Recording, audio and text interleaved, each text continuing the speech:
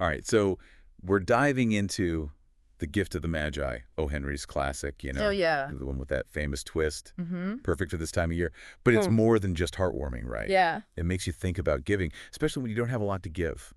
absolutely. And right away, O. Henry puts us right there in their shoes, in that little $8 a week flat. Oh, yeah, in New York City, no less. Early 1900s. Exactly. Can you imagine? Makes their sacrifices that much more powerful. He doesn't sugarcoat it either. Not at all. Like, he calls it humble, even shabby at times. So right away, we know love and money, those are going to be tied together. Intertwined, for sure. But their love, it's so strong even with all that. That's what's striking, right? Not much in their pockets, but their hearts are full. Yeah, and that's where the whole story kind of kicks off. Christmas Eve, Della wants to get Jem something special, but She's only got, was it $1.87? $1.87. Yeah. Talk about a challenge. Oof, you could just feel her desperation counting every penny. Oh, Henry. He starts dropping these little hints, He describes their prized possessions, like Della's hair. Oh, yeah, that beautiful long hair. And Jim's gold watch. The heirloom. Right. Passed down. It's almost like he's setting us up for what's going to happen. Foreshadowing, exactly. I mean, so much more than just their dollar value. It's their identity almost wrapped up in those things. So when Della sells her hair, it's huge DE. It's more than just an act, it's a sacrifice. She's giving up a part of herself, literally. The way he describes it, the weight of that hair. Yeah, she's got the money, but But at what cost? makes you think about what we'd do for love. Especially when times are tough. So $20 richer, Della goes hunting for Jim's gift. She finds this platinum fob chain perfect for his watch. She's so thoughtful, you can tell she knows him inside and out. It's not random, it represents their connection, their history. But on her way home, you can feel her worry. That haircut, how's he going to react? Oh, Henry, he's a master of suspense. Oh, totally. Jim walks in and sees her. And that look on his face, not anger, but something deep. Unreadable. It's a total cliffhanger. We're left hanging, wondering what's next. Henry at his finest.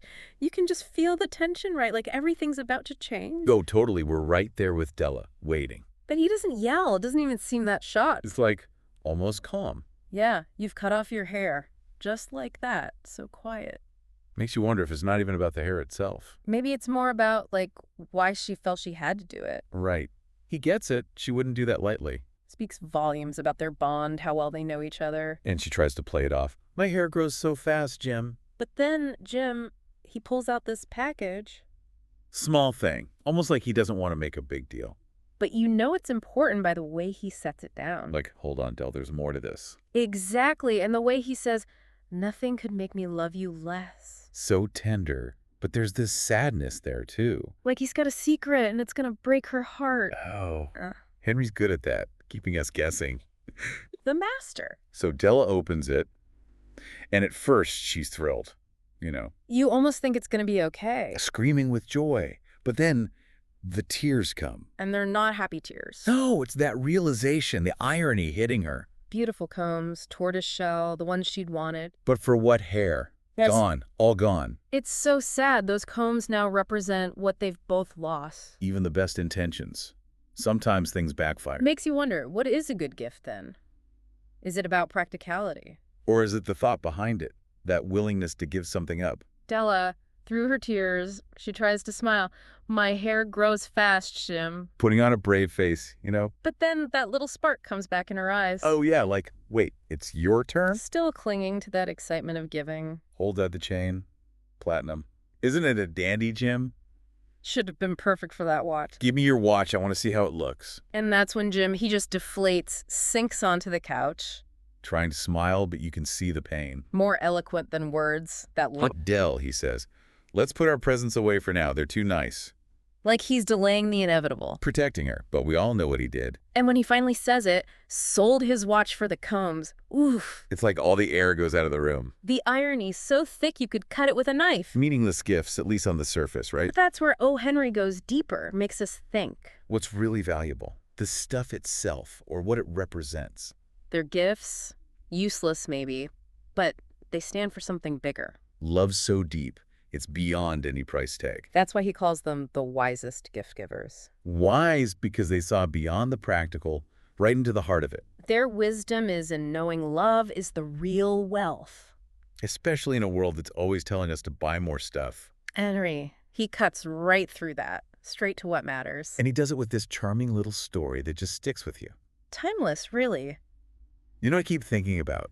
It's their flat, that tiny place. Oh, yeah. It's like more than just where they live. It's part of the whole story. Right, it matters. Like, if they were rich, this wouldn't hit the same. Exactly. Selling a watch, some air, wouldn't be a big deal then. But because they're scraping by, it becomes this huge act of love. Like they're choosing between affection and basic needs, you know? Makes you think, is O. Henry saying that's how it should be? Or is he pointing out how messed up it is that love costs so much when you've got nothing? Heavy stuff. Like, what would we give up? Makes you consider those priceless gifts, the ones you can't buy. Right, like patience, being there for someone even when it's hard. Della and Jim, they can't give fancy things, so they give parts of themselves. It's all they truly have. But O. Henry, he keeps playing with this wise giving idea. At first you think, oh, they messed up, but then he calls them the wisest. He's flipping the script, right? Wise isn't about being practical. It's about seeing the real value, even if it looks foolish. They knew love is its own kind of wealth, more than any object. Powerful message in a world that's obsessed with stuff, right? We might not live in tiny flats, but we're still told to buy. Della and Jim, they remind us the best things you can't buy them. So wrapping up our gift of the Magi deep dive, I keep coming back to those priceless gifts. Yeah, the ones that money can't buy. What are they for us? And who are we giving them to? Especially this time of year, right?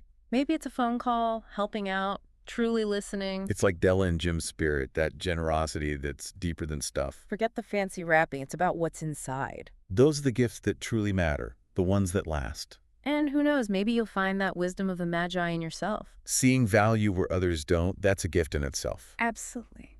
Thanks for joining us on this deep dive.